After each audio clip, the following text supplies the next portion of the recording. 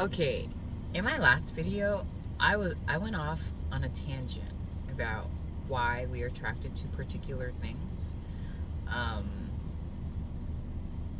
I totally forgot to talk about hyper independence. So let's talk on it. I think hyper independence is a trauma response and a defense mechanism that is used to protect the identity that you've created for yourself, and also to maybe even prevent you from feeling very painful and uncomfortable emotions. And I think even though, like, once this shield, because that's what it is, it's a shield, is implemented, I think we do it at a particular time in our lives where, just the pain of life, or the perception of pain in life, is overbearing, and we need to shield ourselves in order to preserve ourselves so that we can live to fight another day. However, this becomes detrimental to our way of operating when I can't talk sometimes, because like the words that I'm trying to like convert and fuse together to form a sentence, sometimes they all get fused together and they come out, like wind.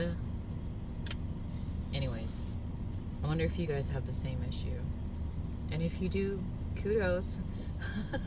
Anyways, what was I saying? Hyper independent. Ooh, yeah, so if this shield is implemented for a prolonged period of time, it can become impressed, like almost fused into our identity, and then we will function from that space, sometimes for years or lifetimes, because we're not even where we're doing it. We don't understand, like, we're not even aware that we have the shield up, and then also we don't understand why the shield is up and why it's not necessary to have the shield up all the time. I feel like with anything in life, sometimes you have to block, you have to block yourself, but then you should also have the ability to regulate that and bring the shield down when it's no longer necessary. So being hyper independent, I feel like, blocks you from engaging in life in such a way that is going to bring you satisfaction and fulfillment, because you're literally blocking your ability to connect with another human being. When you block yourself from connecting with another human being, then you block your ability to activate aspects within yourself that you wouldn't be able to activate on your own. Also, you block yourself from learning about different dimensions of life that you normally would be able to access, but because you have the shield up, you're not. And I think it blocks you from having satisfying and fulfilling connections with people, and with yourself too, if you think about it, because I feel like if you're not able to make the connection with people, then there's probably something blocking you from accessing yourself, because I mean, like, everything is kind of like mirroring you. So yeah, and it's a sad and lonely existence, honestly. It's not satisfying, it's not fulfilling, and you just need to learn what you're doing and why you don't have to do it all the time, and it's okay to let people in.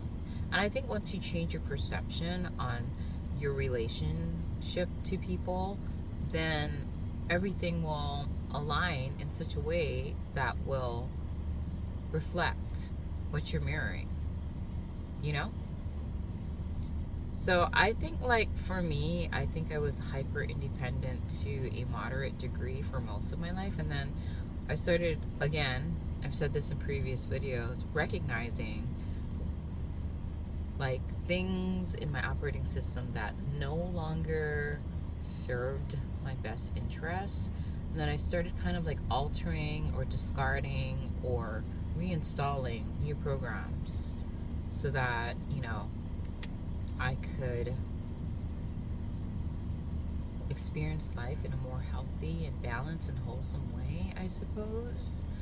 Yeah, but prior to that, I feel like I was like super depressed, super confused, super afraid. I still do feel fear, by the way. There's things that I'm still working through, honestly. But I feel like the first thing you need to do is be aware of something before you can even like think about changing it or discarding it. So I'm definitely still trying to shed light on areas of myself that I'm still not aware of. But I feel like I need to like encounter people to do that, honestly. So at one point in my life, I'm like, I don't need people. I'm fine on my own. I've spent most of my time alone, so I'm cool with it. But if I were to be radically honest with myself, I was not happy. I was not happy. Was I felt lonely. I felt alone. I felt disconnected. I felt ostracized. I felt sad. I felt mad. I felt depressed. I felt all of those very uncomfortable but necessary feelings. And then you get to a point where like you're fucking tired. You're tired of feeling alone, and you're tired of feeling sad and depressed and stuck. Because it's a type of stagnation. If you put the shield up, and if you think about it, that's how people like create walls around themselves, and then nobody can penetrate the walls, but you can't penetrate it either. So you're just kind of like sitting in a self-created prison. You know what I'm saying? Yeah, I was tired of living that life. It's kind of sad. And although I still don't consider many people my friend, I feel like you need to earn that title, friend. I do have what I feel to be a healthy level of social interaction in the world. And I don't know, I guess you could, I don't know, do you consider social interaction like just being on technology? Like, you know what I mean? I don't know, I feel like the most gratifying type of social interaction is like face to face.